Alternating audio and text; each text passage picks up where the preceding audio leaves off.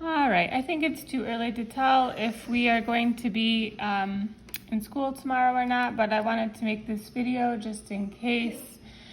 One, to show e-learners how to manipulate the equation, and two, to show you how to relate the variables to one another. So this page from yesterday is posted on the assignment that I'm going to put this video on. It goes over this equation. Right, everywhere in the world, or everywhere in the universe, you can experience a gravitational force if you have a mass.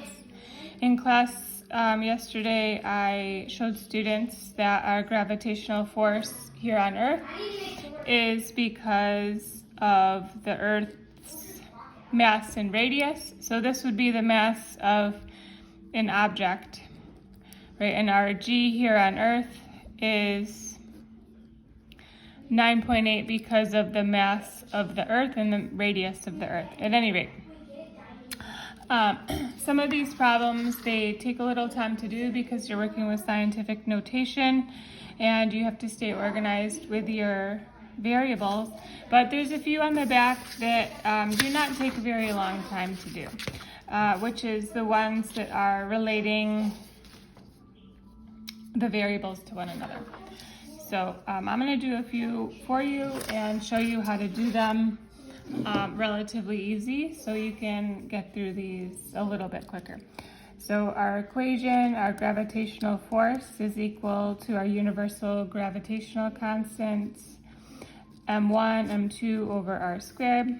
Since you're multiplying the m's, it doesn't really matter which mass you identify as m1 or m2. When I rearrange my equation and I want to solve for one of the masses, I'm going to multiply both sides by r squared to get r squared on one side. Then I'm going to divide both sides by gm. And this is how I get m by itself.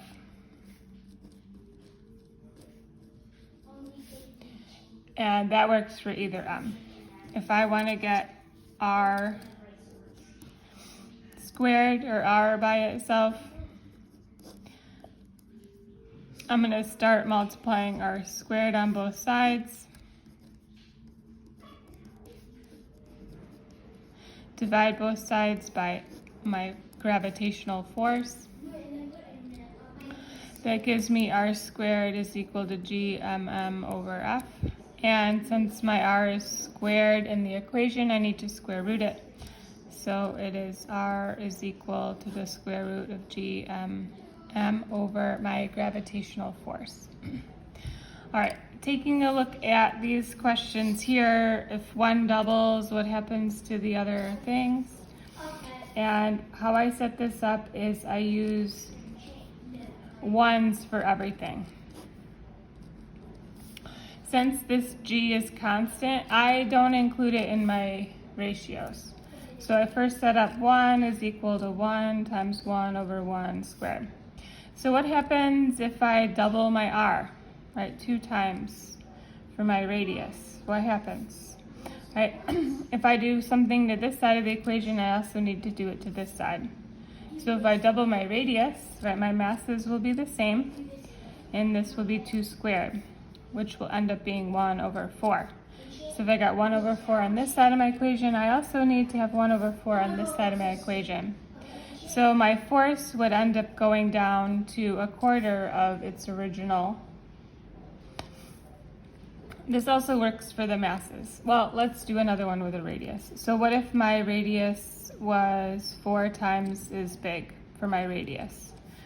Right, then it would end up being 1 times 1 over 4 squared, which will give me 1/16.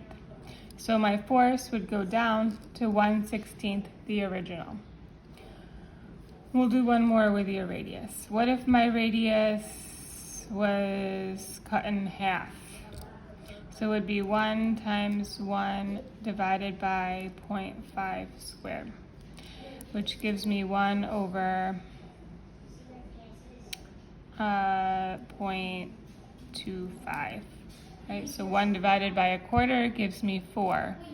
So my force would be 4 times as great. All right.